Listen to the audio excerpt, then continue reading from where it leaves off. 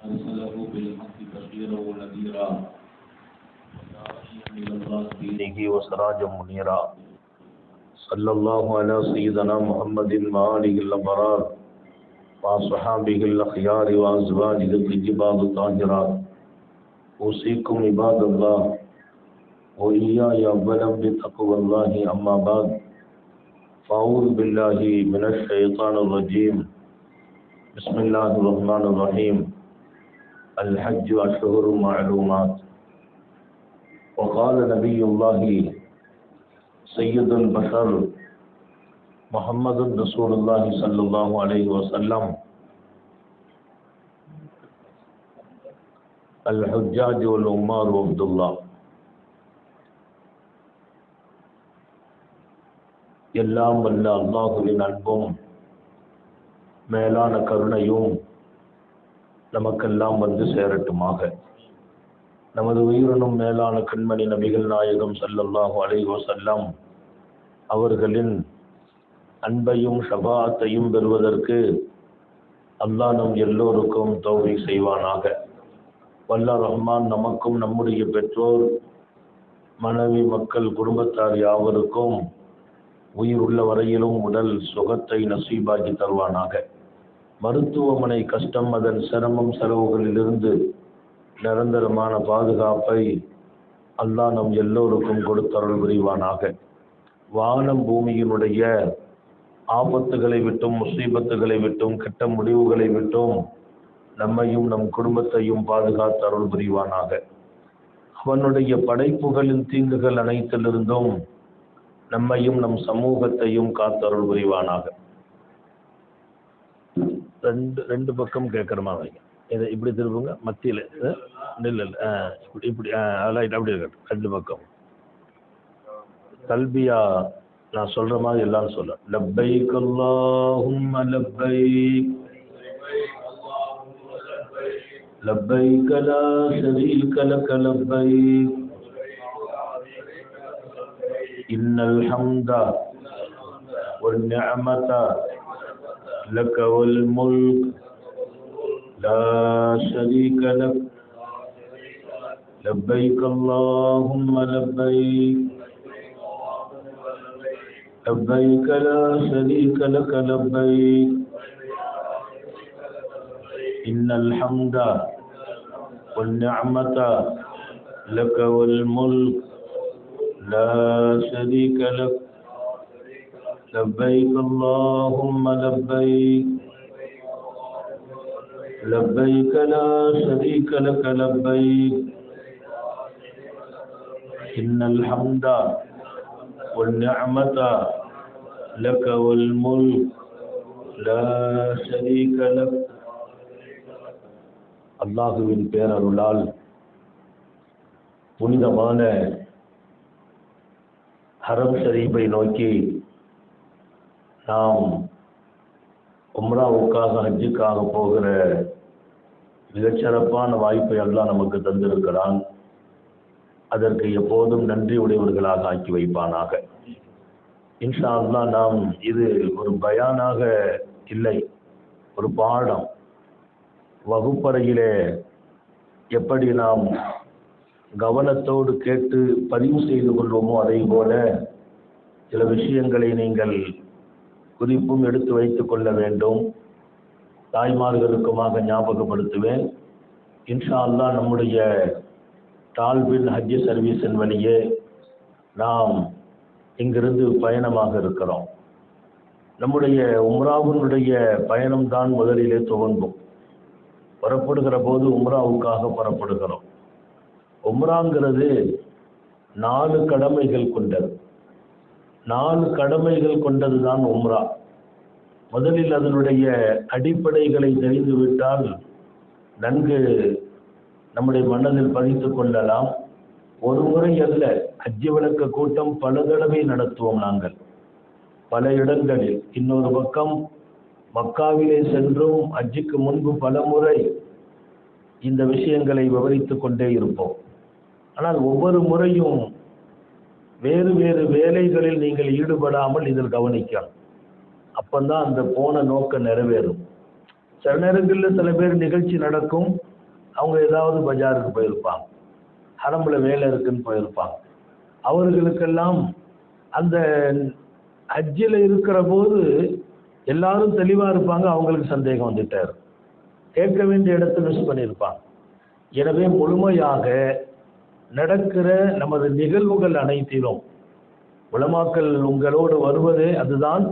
அவ்வப்போது பல்வேறு விஷயங்களை விளக்கம் தந்து கொண்டிருப்போம். ஹஜ்ஜி உம்ரா மாத்திரம் அல்ல, நம்முடைய வாழ்க்கைக்கான மிகப்பெரிய பொக்கிஷங்களை எல்லாம் அங்கிருந்து கற்றுக் கொடுப்போம். அதை நீங்கள் எடுத்துக்கொண்டால்தான் ஹஜ்ஜிக்கு பின்னால் உள்ள வாழ்க்கையும் அழகாக அமையும். இங்கே நான் ஆரம்பமாக உம்ரா என்பது 4 கடமை, அல்லாஹ்வின் பேர் அருள். இன்றைய தினம் இங்கே இதை நடத்த வேண்டும் என்று ஆசைப்பட்ட போது உடனே ஏற்பாடு. நம்முடைய டால்பின் உரிமையாளர் மரியாதைக்குரிய சகோதரர் ஹாஜி பஹ்ருதீன் சாஹிப் அவர்களும் இங்கே வந்திருக்கிறார். பஹ்ருதீன் ஹாஜியார் அவங்களும் புறப்பட்டு வந்திருக்கிறாங்க. அவங்களும் முறைப்படி டிராவல்ஸ் வழியே என்ன அடிப்படையில் உங்களை அழைத்து செல்வோம், என்னென்ன நீங்கள் எடுத்துக்கொள்ளணும், அவசியமான பொருள்கள், அதையெல்லாம் அவர்களும் விவரிப்பார்கள். சங்கமிக்கவர்களே, உம்ரா நம்ம வீட்டிலிருந்து புறப்படுற போதே நாம் முதல்ல 2 ரக்காத் நஃபிலை தொழுதுறோம். நஃபில் தொழுது விட்டு வீட்டில், குடும்பத்தில், சொந்த பந்தங்களில் யாரோடாவது உறவுகளில் விலகினம் இருந்தால் சரி செய்கிறோம். அவங்கள்ட்ட பேசுறது இல்லை, இவங்கள்ட்ட பேசுறது இல்லை, அந்த உறவு எங்களோட முறிஞ்சு இருக்குதுன்னா அந்த உறவுகளை முதலிலே இணைத்து கொள்ளலாம். 2 ரக்காத் நஃபில் தொழுது விட்டு புறப்படுகிற போது சதகாக்கள் கொஞ்சம் அதிகமாக செய்யலாம். வீட்டில் வந்திருக்கிறவங்களுக்கு அதெல்லாம் ஒரு அன்பளிப்பு மாதிரி சதகா, வெளியில் கொஞ்சம் சதகா செய்யலாம். நான் புறப்படுவேன்னு சொன்னால் முதல் ஹஜ் அல்ல, பல தடவை ஹஜ்ஜிக்கு போய் பழக்கம் இருந்தாலும் நான் ஹஜ்ஜுக்கு புறப்படுற போது வீடு நிறைய கூட்டம் வந்துடுவாங்க. எல்லாருக்கும் தெரியும் துவா வாங்கணும் மட்டும் இல்லை, ஹஜ்ஜத்துடைய பரக்கத்தை வாங்கணும். எல்லாருக்கும் புது தாள் 10 ரூபா 20 ரூபா ஒரு கெட்டு எடுத்து வச்சிருப்பேன், எல்லாருக்கும் கையில் கொடுக்குறாரு. அதில் வாங்குறவங்க யாருன்னா சராசரி ஆள் இல்லை, கோடீஸ்வரர்கள்லாம் வந்து வாங்கிட்டு போவாங்க, பெரிய பெரிய ஓனர்கள் வந்து வாங்குவாங்க. அது ஒரு பரக்கத். ஆனால் நாம் கொடுக்கறது சதக்கா. ஏன்? நமக்கு ஒரு பாதுகாப்பு. வீட்டிலேருந்து கிளம்புற போது தெருக்கல்ல உள்ள பிள்ளைங்க ஓடி வருவாங்க, பெண்கள் ஓடி வருவாங்க, எல்லாருக்கும் ஒரு தாள் அப்படியே எடுத்து கொடுத்துக்கிட்டே போகிறது. ஏனென்றால் அது ஒரு பெருமையெல்லாம் இல்லை, ஒரு பயணம், அதுவும் மிக உயர்ந்த பயணம். சதகாக்களால் அந்த பயணத்தில் பாதுகாப்பு, இன்னொரு பக்கம் முசீபத்தில் பாதுகாப்பு, எந்த ஒரு கெட்ட முடிவுகளும் நடக்காது. எனவே வீட்டிலிருந்து நாம் நன்கு குளித்து இன்ஷா அல்லாஹ் நம்ம இஹ்ராம் கட்டுறதுங்கிறது ஆஜியார் சொல்லுவாங்க, எங்கே போய் இஹ்ராம் கட்டுவோம் என்று. அந்த இடத்துல மற்ற காரியங்களை செய்யலாம். வீட்டில் இருந்து குளிச்சுட்டு அல்லாஹ்வுடைய பேரருளால் 2 ரக்காத் நஃபில், நஃபில் என்பது பயணத் தொழுகை, தொழுது விட்டு அங்கிருந்து நாம் புறப்படுறோம். அல்லாஹ்வுடைய கருணையால் குடும்பத்தில் எல்லாத்தையும் பயணம் சொல்லிட்டு நம்ம புறப்பட்டு இன்ஷா அல்லாஹ் இஹ்ராம் கட்டுவதற்கான இடம் இங்கே தீர்மானிக்கப்படும். அந்த இடத்துல நம்ம இஹ்ராம் கட்டுவோம். அப்போ நம்ம உங்க கூட தான் இருப்போம். இஹ்ராமுடைய நியத்துகளை சொல்லி தருவோம். இஹ்ராம் கட்டுற போது அல்லாஹுவே உம்ராவை நாடி நான் இஹ்ராம் கட்டுகிறேன், உம்ராவை நாடி இஹ்ராம் கட்டுகிறேன், இந்த உம்ராவை நீ கபூல் செய்வாயாக, லேசாக்குவாயா. இந்த இஹ்ராம் எங்கிருந்து கட்டுறோமோ அதுக்கு முன்பு அங்கே குளிக்கணும். இஹ்ராமுடைய குளிந்து ஒரு லாட்ஜில் இருக்கிறோம், லாட்ஜில் குளிச்சிருவோம். நம்ம சென்னையிலேருந்து கட்டுறோமா அல்லது இன்ஷா அல்லாஹ் நம்ம போகிற அடுத்த ஏர்போர்ட்டில் போய் கட்டுறோமாங்கிறத அவங்க உரிமையாளர் பேசுவாங்க. அங்கே நாம் கட்டும் போது குளிக்கிறது இங்கே முடிச்சிருவோம். சிறப்பாக குளித்து அந்த நியத்தில் குளிக்கணும். எந்த நியத்தில்? இஹ்ராமுனுடைய குளியை குளிக்கிறேன் அப்படி நியத்தை வச்சு குளிச்சோம். இன்ஷா அல்லாஹ் குளிக்கிற போது நன்கு உடம்பிலே அழுக்குகளை நல்ல களை எடுத்து சோப்பை போட்டு குளித்த பின்னால் உடம்புல கொஞ்சம் அத்தர் பூசிக்கிறோம். இஹ்ராம் கட்டின பின்னால் அத்தர் போட முடியாது. குளித்து முடித்தவுடன் உடம்புல கொஞ்சம் அத்தரை தடவி துவா செய்யணும். யா அல்லாஹ், உடலை நான் சுத்தமாக்கி மனமாக்கி விட்டேன், என் கல்வை நீ சுத்தமாக்குவாயாக. உடல் சுத்தமாக இருக்குது, கல்புல அழுக்கோடு அல்லாஹ்வை சந்திக்க கூடாது. இதில் 1000 எண்ணங்கள் இருக்கிறது, தவறான எண்ணங்கள், போட்டிகள், பொறாமைகள் எல்லாத்தையும் இங்கேயே களைஞ்சி வச்சிடும். காலியான இதயத்தோடு போகணும். என்ன, ஹஜ்ஜை முடிச்சு திரும்புகிற ஹாஜியை பற்றி நபி பெருமானார் சொல்லுவாங்க, அவர் அன்று பிறந்தவராக திரும்புகிறார். நம்ம இங்கிருந்து போற போதே உள்ளத்துல ஒன்றும் இல்லாத குழந்தையின் உள்ளமாக போகிறோம், குழந்தையாக திரும்புகிறோம், குழந்தையாக போக பாவங்களினுடைய சுமைகளை கிட்டத்தட்ட இறக்கி வைப்பதற்கு அங்கதான் அதற்கு இடம் என்றாலும் இங்கே துவா இருக்கிறது. கல்வை சுத்தமாக்கு அந்த துவாவோடு நம்முடைய இன்ஷா அல்லாஹ் உம்ராவுடைய பயணம் நியத்து வைப்பதுதான் முதல் கடமை. அல்லாஹ்வுக்காக உம்ராவை நாடி நியத்து செய்கிறேன், முதல் கடமை. எஹராம கட்டிடுவோம். எஹராம கட்டிட்டு எஹராம எப்படி கட்டணும், அந்த துணியை உடுத்து காட்டுவோம் இன்ஷா அல்லாஹ். அதெல்லாம் நிகழ்வு நடக்கிற இடத்திலே நடக்கும். ரப்புல் ஆலமீன் அதற்கான தௌஃபீகை செய்வானாக. இன்ஷா அல்லாஹ் நாம ஃப்ளைட்ல போற போது நறுமணங்கள் எப்போதும் தவிர்த்து கொள்ளணும். நறுமணங்களை எந்த பகுதியிலையும் யூஸ் பண்ணக்கூடாது. நறுமணங்கள் அத்தருங்கிறது இல்லை, எல்லாமே இருக்குது. அங்கே சாப்பிட்டுட்டு கையை துடைக்கிறதுக்கு கூட ஃப்ளைட்டில் ஒரு கைச்சிப்பு கொடுப்பாங்க, அந்த துணியில் கூட மனம் இருக்கும். ஃப்ளைட்டில் ஒரு பேப்பர் கொடுப்பாங்க, அந்த பேப்பர் கை துடைக்கிறது, அது நல்ல மன பேப்பர். அதுக்கு பேர் அவங்க போட்டிருக்கும்போது அத்தர் பேப்பர் தான் போட்டிருப்பாங்க. அந்த பேப்பர்லாம் யூஸ் பண்ணக்கூடாது. ஏன்னா நறுமணம் நம்ம ஹராமுடைய நியத்தில் வந்த பின்னால் நறுமணம் ஹராம் ஆயிடும் எந்த வகையிலும். அதையெல்லாம் தொட்டுட்டோம்னா அதுக்கு பரிகாரம் செய்ய வேண்டியது இருக்கும். நறுமணம் தொடக்கூடாது, முடி உதிர்ந்துடக்கூடாது. பெண்கள் ரொம்ப கவனம், குளித்து முடியை காய வைத்து அதற்கு பின்னால் கொண்டை போட்டுக்கொள்ள வேண்டும். முடியை தொங்க விடக்கூடாது. முதல்ல குளிச்ச பின்னால் முடியை காய வைக்கணும், இல்லை தலைவலி வந்துடும். காய வச்சு அதுக்கு பின்னால் நல்ல கொண்டை போடணும். அந்த கொண்டை எப்படி இருக்கணும், எந்த சூழலிலும் முடி உதிராத அளவிற்கு. முடி உதிர்வதும் குற்றமாயிடும். நமக்கு கூட முடி, தாடி முடி, தலைமுடி உதிர்றதா இருந்தால் அடிக்கடி செய்யக்கூடாது. அதை கொஞ்சம் கவனம் வச்சு கொள்ள வேண்டும். இன்ஷா அல்லாஹ் நம்ம இங்கிருந்து ஃப்ளைட்டில் போய் மக்காவில் ஜித்தாவில் இறங்கி மக்காவுக்கு போய் இஹ்ராமுடைய நிலைகளில் இருப்போம். எப்போ தவாப்புக்கு போகிறது அது நாம் முடிவு செய்வோம். எந்த ஒரு முடிவும் ஹாஜிகள் சுயமாக எடுக்கக்கூடாது. ஏன்னா வழிகாட்டுதலுக்கு பின்னால், மஷூராவுக்கு பின்னால் இங்கே நாங்கள் ஒரு முடிவெடுத்து உங்களை அழைச்சிட்டு போக இருப்போம். அவசரப்பட்டு சில பேர் போய் இறங்குறவொன்னே நம்ம காபாவுக்கு போயிடுவாங்க, வழி தெரியாம மாட்டிக்கிடுவாங்க. ஆரம்பம். அதனால எந்த ஒரு முடிவும் இங்கே நிர்வாகத்திற்கு அல்லாஹ் மஷூரா கொடுப்பான், அதன்படி நாம செய்வோம். அதுக்கு பின்னால் நீங்கள் இருப்பதுதான் ஹஜ்ஜி உம்ரா முடிந்து ஊரு திரும்புற வரையிலும் பாக்கியமாக இருக்கும். அதனால இன்ஷா அல்லாஹ் அங்க போய் எப்போ நம்ம உம்ராவை செய்யறது, தவாப்புக்கு போறது, இந்த தடவை ரொம்ப இலகுவானது. நேரா நம்ம டைரக்டா ஹரம் உள்ளேயே தான் நம்ம ரூமு போட்டிருக்கோம், வெளியில இல்லை. முன்னாலெல்லாம் நாங்க லாஸ்ட்ல போவோம், வேற எங்கேயாவது இருந்து இறங்கி அங்கிருந்து கார் எடுத்துட்டு பஸ் எடுத்துட்டு வருவோம்.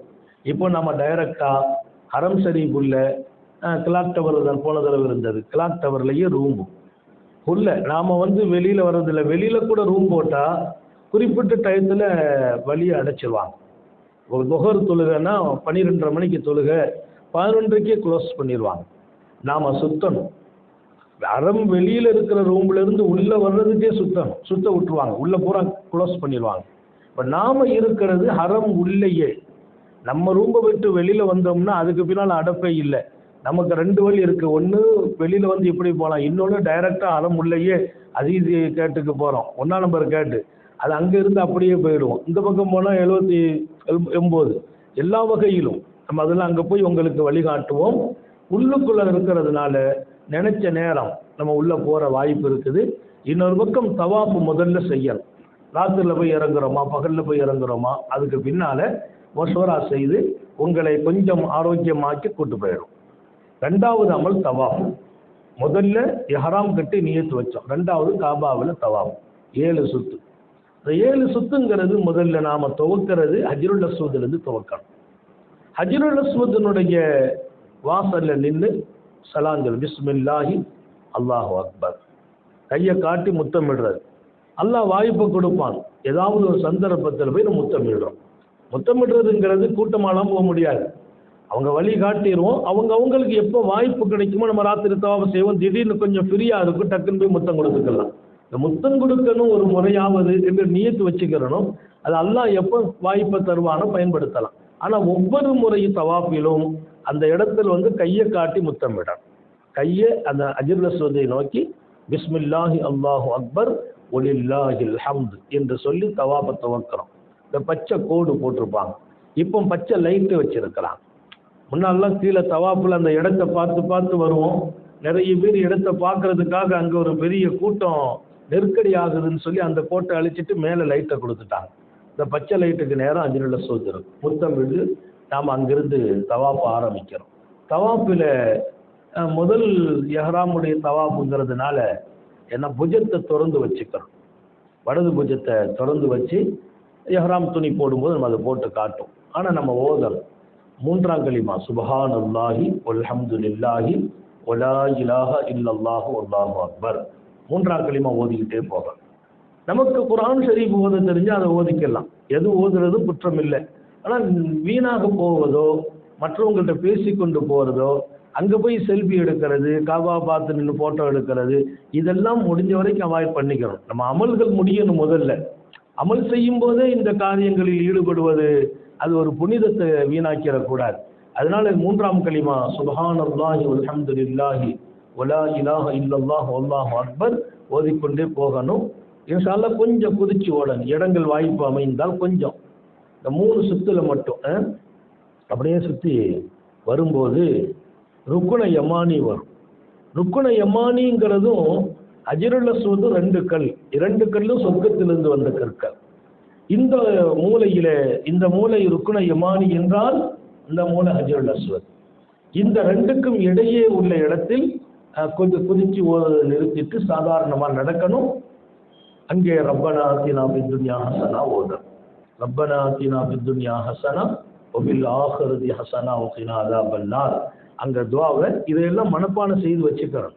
இப்போமே நமக்கு துவாவுடைய புக்கு கொடுப்பாங்க. அந்த புக்கு உங்களுக்கு வரும். அந்த புக்கெல்லாம் வாங்கி நீங்கள் முடிஞ்ச வரைக்கும் நான் சொல்லுகிற இந்த துவாக்களையாவது மனப்பாடம் செய்து வைக்கணும். ரப்பனா ஆத்தினா ஃபித் துன்யா ஹஸனா வஃபில் ஆখিরাতি ஹஸனா வகினா அஸாபன் நார்.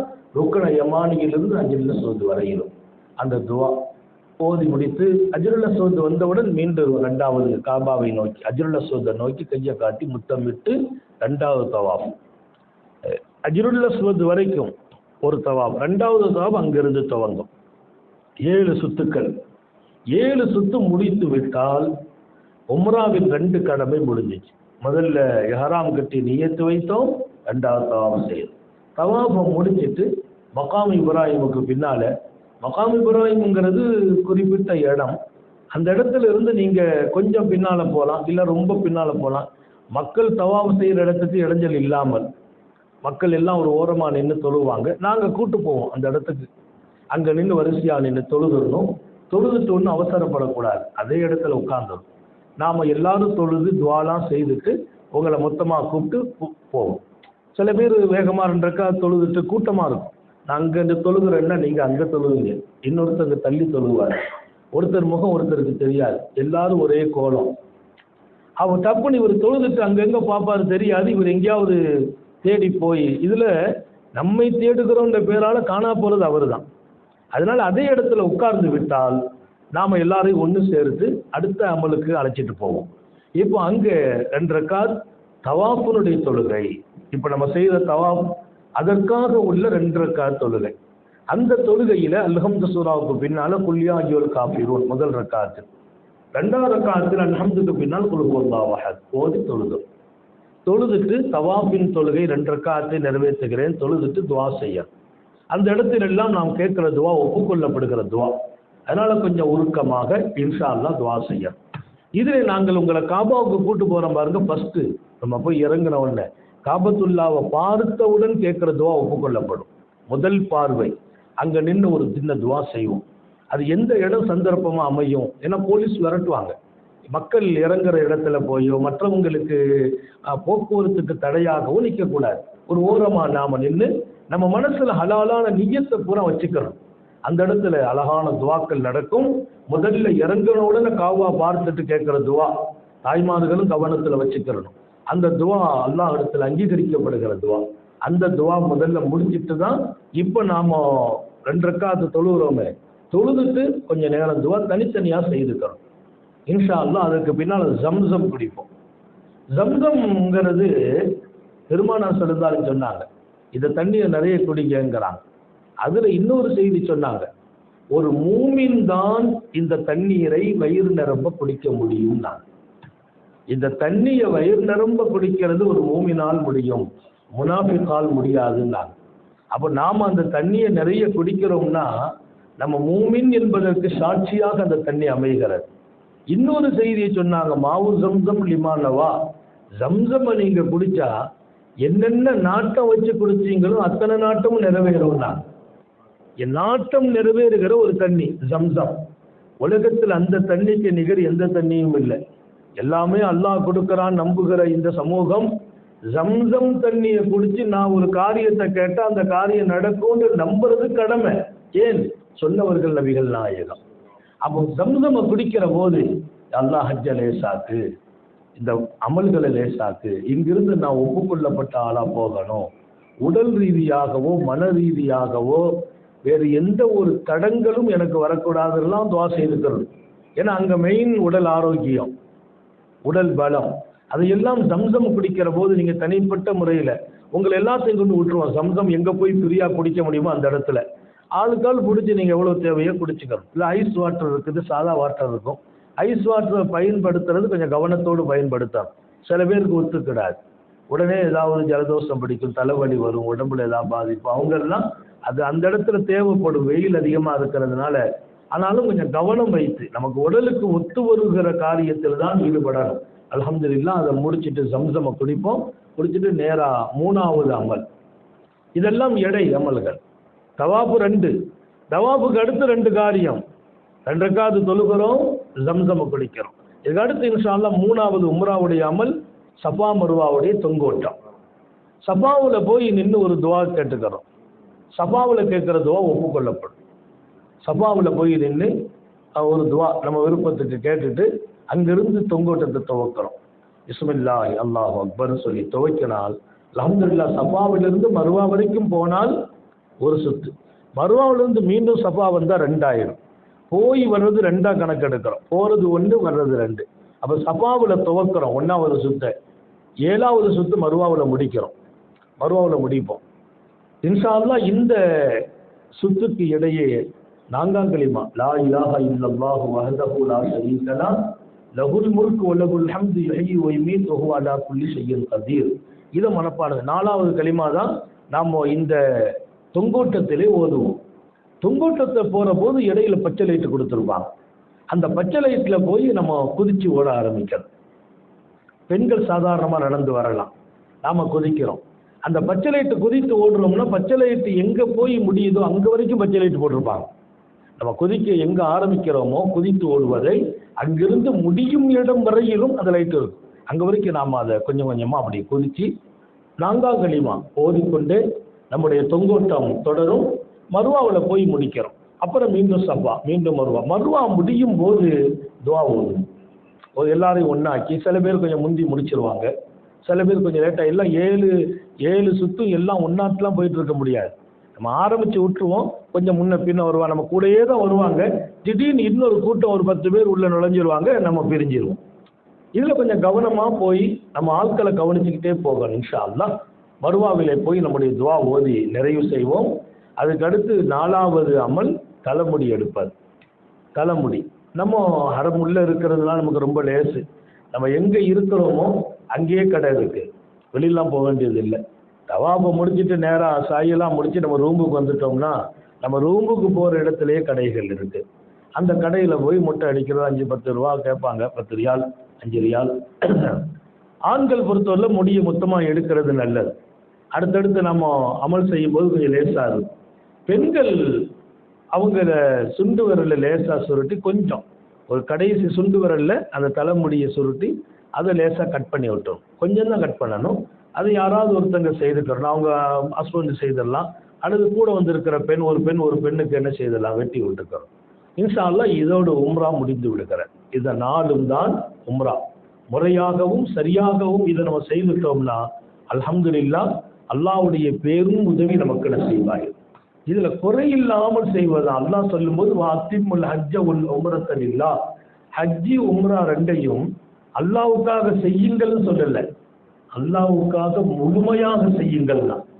அதான் மிக முக்கியம்.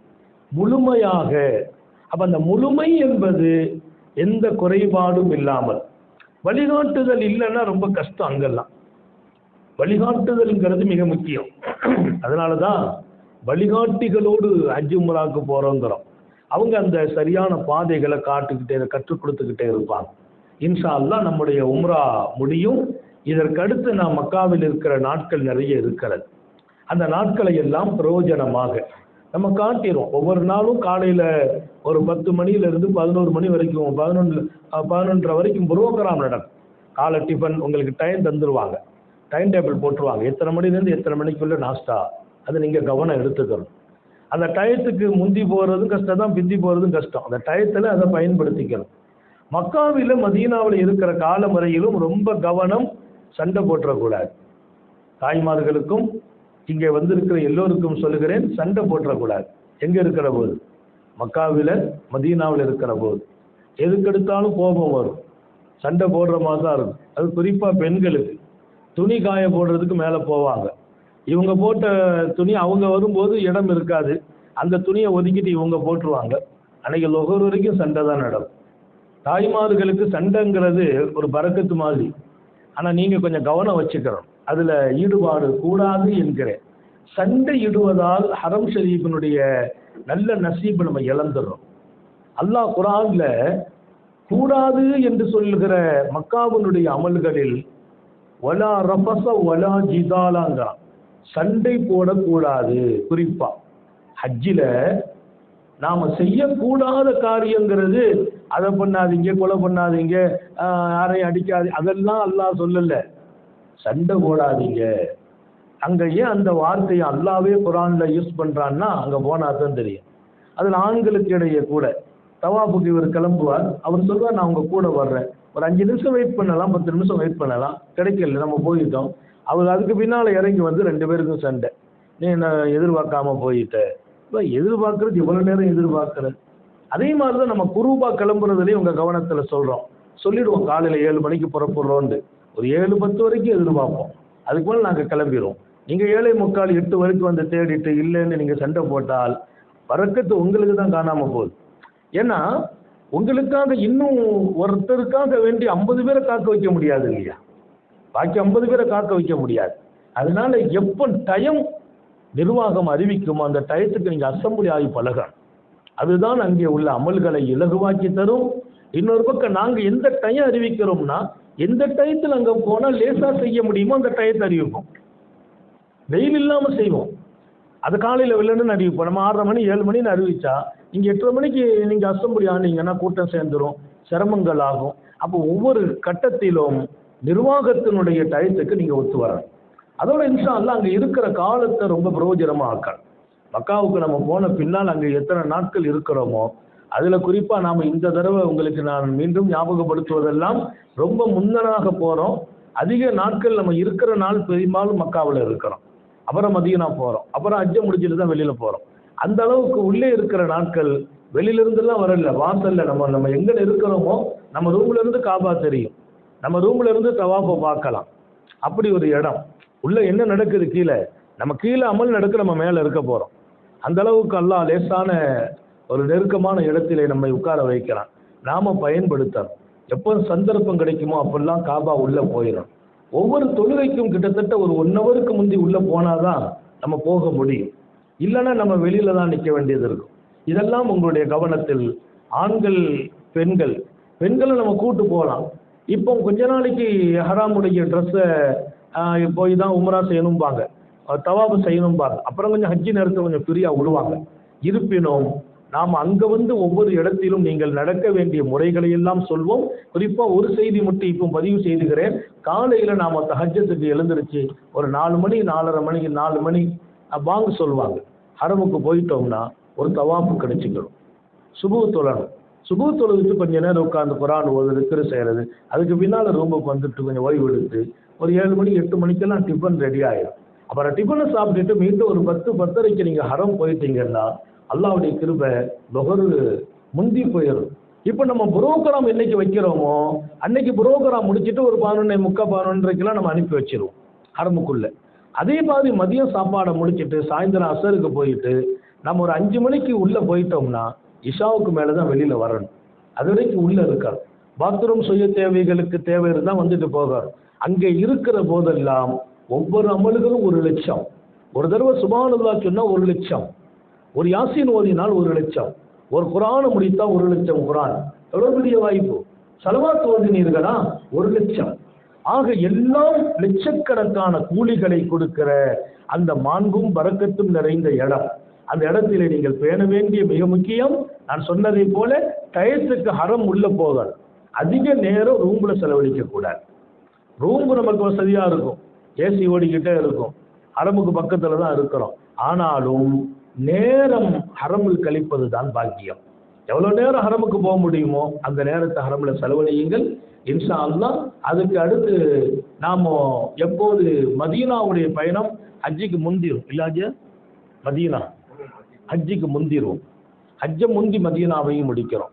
அந்த நேரம் மதீனாவுக்கு போற போது அந்த நேரத்தில் அது சம்பந்தமாக எப்படி போகணும், என்னமெல்லாம் தயாராகணும்னு சொல்லுவோம். ஆனா ஸலவாத்தை அதிகமா ஓதி வையுங்கள், இப்போதிருந்தே சேர்க்க வேண்டும். ஸலவாத்தை கொண்டு போய் தான் நபியினுடைய தர்பாரில் யாரோ சொல்லலாம் இவ்வளவு ஸலவாத்து தங்களுக்கு அன்பளிப்பாக கொண்டு வந்தோம். நபியினுடைய சந்திப்பின் போது நம்முடைய ஸலவாத்துக்களை அன்பளிப்பாக கொடுக்கிற அளவிற்கு பெண்களுக்கும் சொல்லுகிறேன். எங்களோட சாதாரண ஒரு அம்மா வருஷம் நான் போற போது ஒரு சீட்டு கொடுப்பாங்க. அந்த சீட்டை வாங்கி இதை நபி ரவுலால போய் எனக்காக நீங்க அன்பளிப்பு செய்யுங்க. எடுத்து பார்த்தா ஆச்சரியப்படுவேன். 50 லட்சம் ஸலவாத்து ஓதியிருப்பாங்க. 50 லட்சம். அந்த அம்மாவுக்கு வயசு 70 வயசுக்கு மேலாச்சு.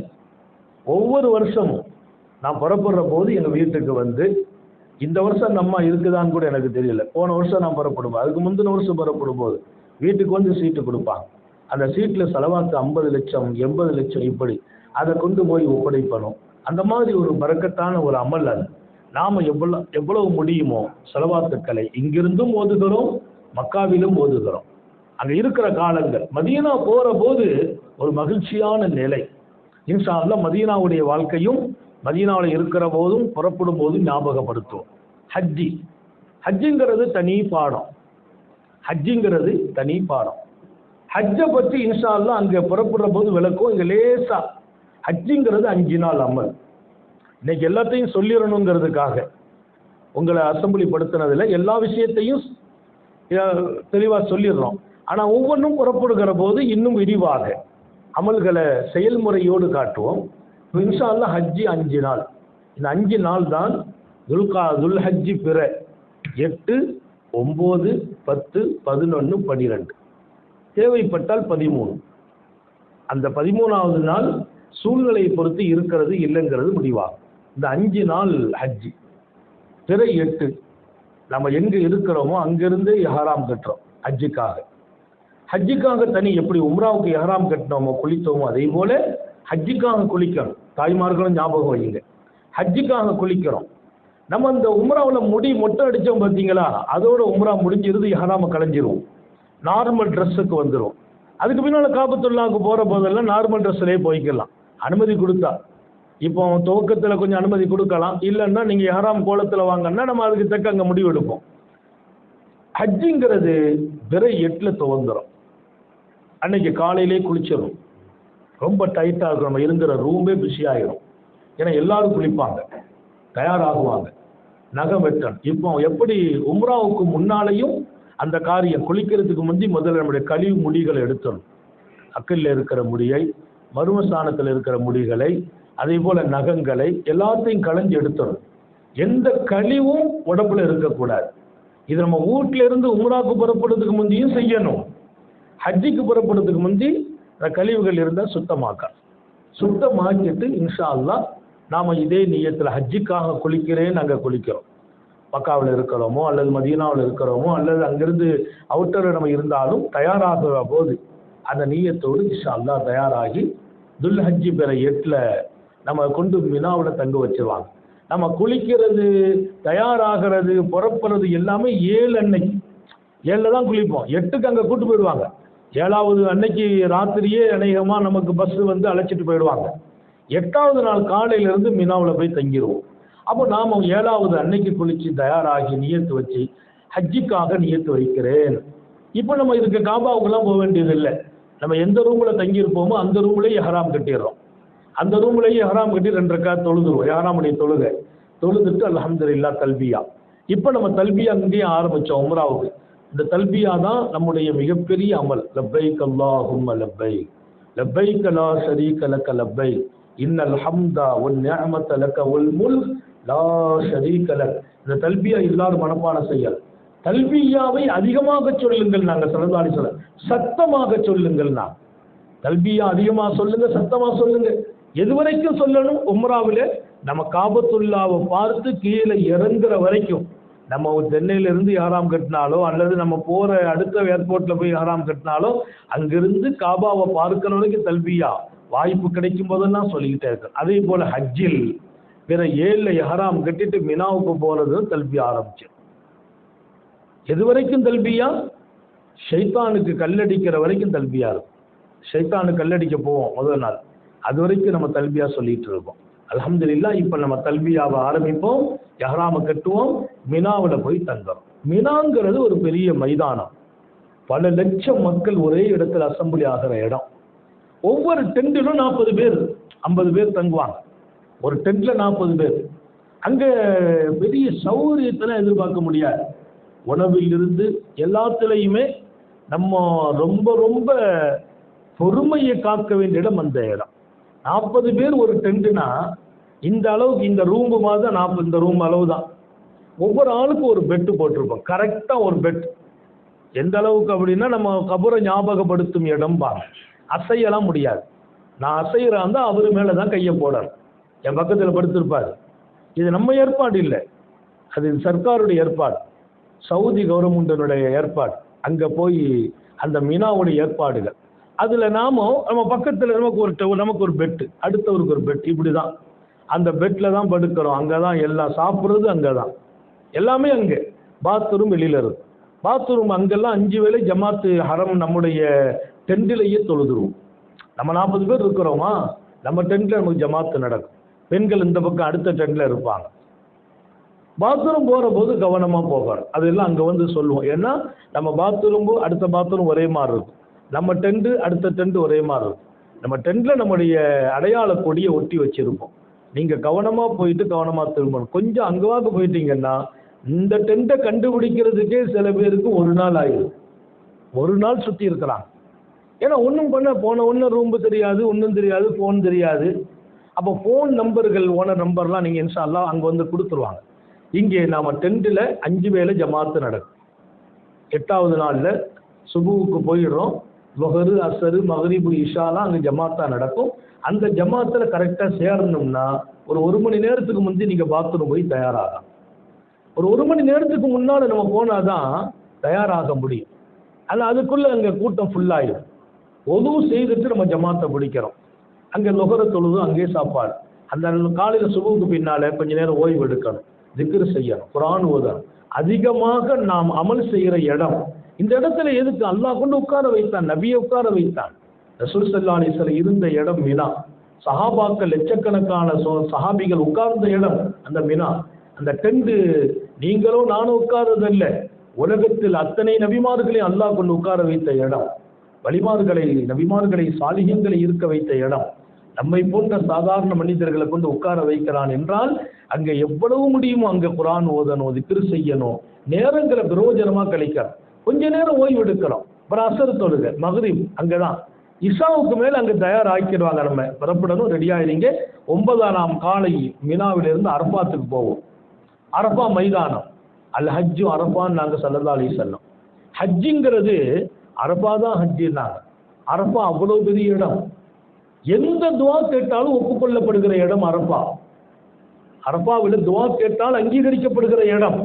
அப்போ மறுநாள் 9ஆம் நாள் முழுக்க முழுக்க அந்த நாளுக்கு பேரே துவாவுடைய நாள். கண்ணீராகத்தான் இருக்கும். எங்க பார்த்தாலும் ஹாஜிகள் கதறிக்கொண்டு நிற்பார்கள். வெளியிலே நின்று, மைதானங்களிலே நின்று, திறந்த வெளிகளிலே நின்று துவா கேட்கிற நேரம். இன்ஷா அல்லாஹ் அன்றைக்கு சரியாக 12 மணி லுஹர் நேரத்தில் இருந்து ஜவாலுக்கு பின்னாலே துவங்கும் மக்ரிப் வரைக்கும் நாம் அரபாத்தில் இருப்போம். அவ்வளவு உலகத்திலேயே விசேஷமான நேரமும் நாளும் ஒன்று இருக்குமையானால் துல்ஹஜ்ஜி 9ஆம் நாளினுடைய அந்த மதியம் 12லிருந்து மாலை 6 மணி வரைக்கும் உள்ள நேரம் ஒவ்வொரு வினாடியும் கொடுத்து வைத்தாலும் கிடைக்காது. அப்படிப்பட்ட வினாடிகள். அதை நாம பிரயோஜனமாக ஆக்க வேண்டும். இன்ஷா அல்லாஹ் கொஞ்சம் விற்க இருக்கும், சூடு இருக்கும், எல்லாம் இருக்கும். உள்ள ஏசியும் வச்சிருப்பாங்க, ஹீட்டு ஆட்கு இது வச்சிருப்பாங்க. எது இருந்தாலும் அத்தனையும் தாண்டி வேர்த்து கொட்டும். அது மைதானம் அப்படி இருக்கும். நாம் வெளியில நின்று துவா செய்வோம், ஜம்மா துவா செய்வோம், திக்ர்கள் ஓதுவோம், எல்லாம் நடக்கும். அங்கே பிரயோஜனமாக அந்த நாளை ஆக்க வேண்டும். அல்ஹம்துலில்லாஹ் ஹஜ்ஜை முடித்து விட்டு அன்று இரவே முஸ்தலிஃபாவுக்கு போயிடும். முஸ்தலிஃபாங்கிறது அந்த இரவு ரொம்ப விசேஷம். எந்த அளவுக்கு விசேஷம்? லைலத்துல் கத்ரை விடவும் விசேஷமான இரவு அந்த இரவு, முஸ்தலிஃபாவுடைய இரவு. அந்த இரவு அங்கே போய் தான் மக்ரிப் இஷாவை தொழுவோம். லுஹர் அஸ்ரையும் சேர்த்து தொழுதுவோம். எங்கே? டெண்டில், அரபாத்தில். முஸ்தலிஃபாவில் போய் மக்ரிப் இஷாவை தொழுவோம். முஸ்தலிஃபாவில் போய் தான் அன்னைக்கு ராத்திரி தங்க ஷைத்தானுக்கு கல் எறியணும். கிட்டத்தட்ட ஒரு 70 கல் எடுக்கணும். அங்கே தான் எடுக்கணும் 70 கல். அத்தனை கல்லையும் எடுக்கிற இடம் முஸ்தலிஃபா. அந்த ராத்திரி நம்ம அங்கே ஒரு 8 மணிக்குள்ளே போயிடணும், துவா செய்யுங்க, வெள்ளன போயிடணும். மக்ரிப் இஷா அங்கே போய் தொழ வேண்டியிருக்கிறதுனால கொஞ்சம் முந்தி போயிட்டோம்னா அந்த இரவு பிரயோஜனம். எங்கே படுப்போம்? எங்கன இடம் கிடைக்கும் அங்கே ஒரு துண்டு வச்சு படுத்துருவோம். ஏதாவது துண்டு பெட்ஷீட்டு நம்ம கையில் தூக்கிட்டு போயிடும். அங்கே ரூம் இருக்காது, டெண்ட் இருக்காது, திறந்த வெளி. லட்சோப லட்ச ஹாஜிகள், உலகத்தினுடைய பேரரசர்கள், மிகப்பெரிய 10,000 பேர்களை வைத்து வேலை வாங்குகிற எஜமான்கள், முதலாளிகள், கோடிக்கு அதிபதிகள், அவங்களும் தரையில தான் படுக்கணும். ஏதாவது ஒரு சின்ன பெட்டு கிடைக்கும், ஒரு பாய் கிடைக்கும், ஒரு துண்டு கிடைக்கும், விரிச்சங்களை படுத்துற வேண்டியதான். படுக்க இடம் கிடைச்சா பெரிய விஷயங்கிற அளவுக்கு அந்த இடம். அவ்வளோ பேர் படுக்கணும். கல் எடுக்கிறதுக்குன்னு ரொம்ப தூரம்லாம் போக வேண்டாம். நம்ம அங்கே படுப்போம், அங்கே பார்த்தோம்னா கல் கிடக்கும். நம்ம இருக்கிற இடத்துலேயே கல் கிடக்கும். 70 கல் இன்ஷா அல்லாஹ் அங்கிருந்து எடுக்கிறோம். அன்று இரவெல்லாம் அங்கே இபாதத்தும் அமலும் திக்ரும் துவாவும் தூக்கமும். அல்ஹம்துலில்லாஹ் முடிச்சு காலையில் சுபு தொழுதுட்டு அங்கிருந்து நம்ம விடை பெற்று மீண்டும் நாம் இருந்த மினா டெண்டுக்கே போயிடும். அந்த 10வது நாள் அங்கே தான் போய் டெண்டில் தங்கணும். ஷைத்தானு கல்லடிப்பது. 11ஆம் நாள் அங்கே இருப்போம், ஷைத்தானு கல்லடிப்போம். 12 அங்கே இருப்போம், ஷைத்தானு கல்லடிப்போம். அதெல்லாம் எப்படி கல்லடிக்க போறது, எத்தனை மணிக்கு போவோம், எப்படி அடிக்கணும், எத்தனை ஷைத்தானுக்கு அடிக்க வேண்டும் என்றெல்லாம் புறப்படுகிற போது உங்களுக்கு விளக்கம் தந்துதான் அழைத்து செல்வோம். அதனால இன்ஷா அல்லாஹ் நிறைவாகவே அமல்கள் உங்களுக்கு கிடைக்கும். இன்னொரு பக்கம் திருப்தியாக உங்களுடைய ஹஜ்ஜி நிறைவேறுகிற வழிகாட்டுதல் தந்துட்டே இருக்கும். எப்போ விளக்கம் தேவனாலும் நீங்க கேட்டு பெறலாம்.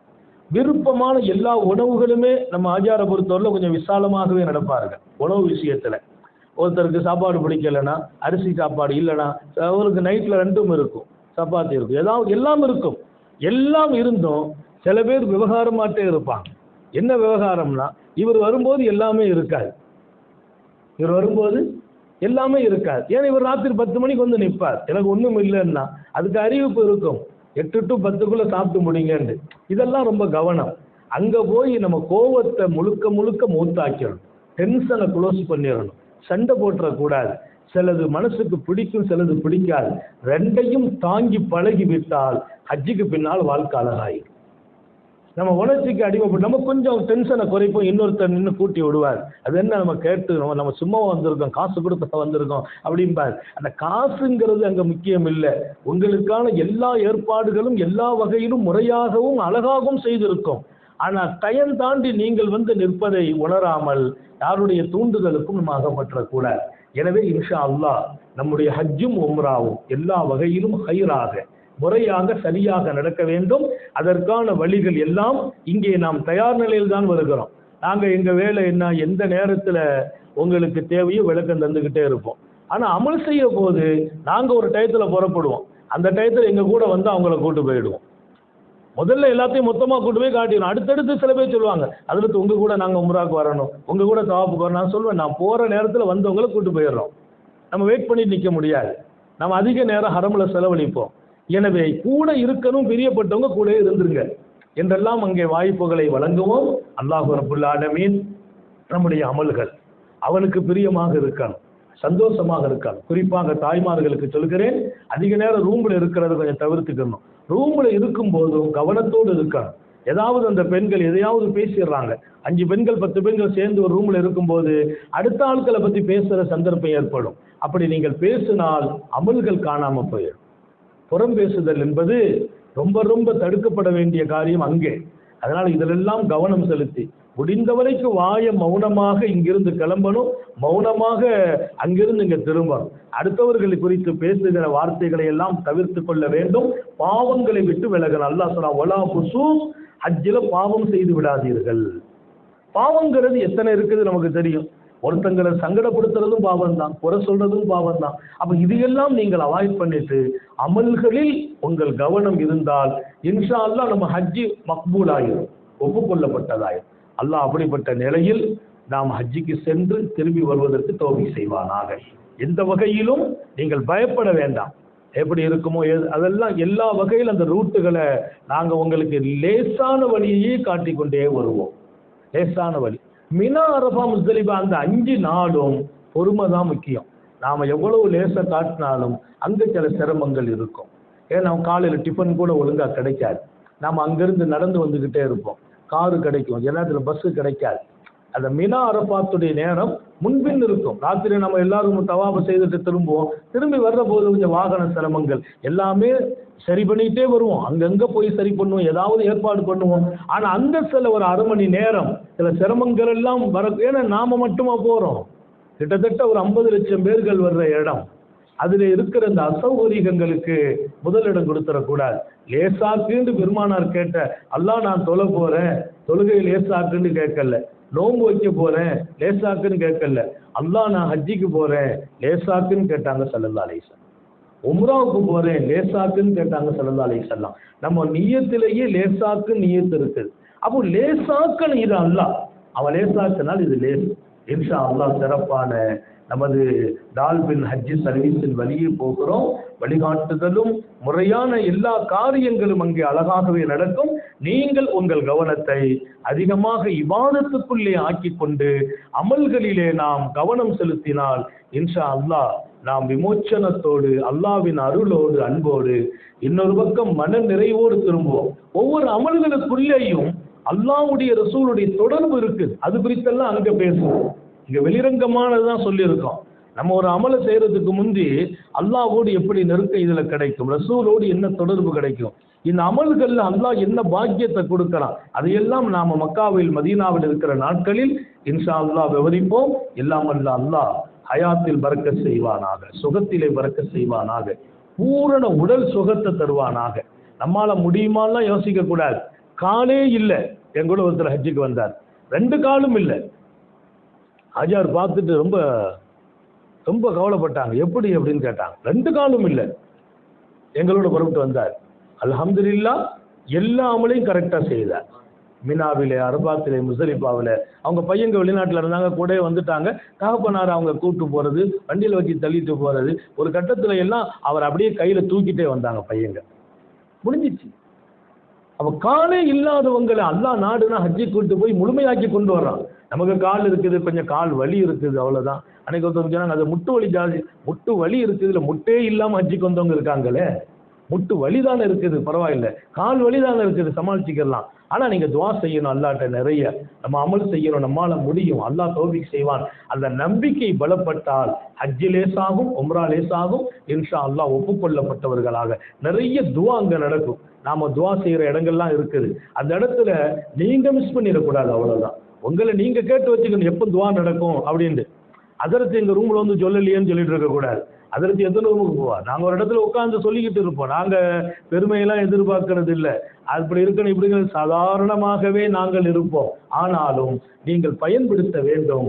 அல்லாஹ் அதற்கான தௌஃபீகை வழங்குவானாக. நம்முடைய குடும்பத்தை அவன் பாதுகாப்பில் விட்டு செல்வோம், அவன் பாதுகாப்பானாக. நீண்ட நெடிய நாட்கள் நோய் நொடிகள் இல்லாமல் உடல் ஆரோக்கியத்தோடு மன நிறைவோடு இன்பத்தோடு அல்லாஹுவை நின்று வணங்கி வழிபட்டு வாழும் நசீபையும் பாக்கியத்தையும் எல்லாம் அல்லாஹ் உங்களுக்கும் எனக்கும், நம்மை ஈன்றெடுத்த தாய் தந்தையர்களுக்கும், நமது மனைவி, மக்கள், உற்றார் உறவினர் யாவருக்கும் கொடுத்தருள் புரிவானாக. நமது உயிரினும் மேலான கண்மணி காத்தமுன் நபியின் சர்க்காரே ஆலம் சுந்தர நபிகள் ஸல்லல்லாஹு அலைஹி வஸல்லம் அவர்களை கனவிலும் நனவிலும் கண்டுகளிக்கும் பெரும் பாக்கியத்தை அல்லாஹ் நம் எல்லோருக்கும் கொடுத்தருள் புரிவானாக. நாம் பெற்ற பிள்ளைகளை கண்குளிர்ச்சியாக ஆக்கி வைப்பானாக. அவர்களுக்கு பொருத்தமான ஜோடிகளில் திருமணங்களை நசீபாக்குவானாக. குழந்தை பாக்கியங்களை தருவானாக. மகிழ்ச்சியான வாழ்க்கையை துன்யாவிலும் சொர்க்கத்திலும் தொடரச் செய்வானாக என்ற உயரிய துவாக்களோடு இன்ஷா அல்லாஹ் நான் என் வார்த்தைகளை நிறைவுபடுத்துகிறேன். ஹஜார் அவங்க சில முறைகளை சொல்லித் தருவார்கள். வாஹு தஅவானா அனில் ஹம்துலில்லாஹி ரப்பில் ஆலமீன். அஸ்ஸலாமு அலைக்கும் வரஹ்மத்துல்லாஹி வபரகாத்துஹு. அது சிம்பிளாக தான் சொல்லணும்னு நினைச்சேன், இல்லை எல்லாத்தையும் முழுசா சொல்லியிருக்கோம்.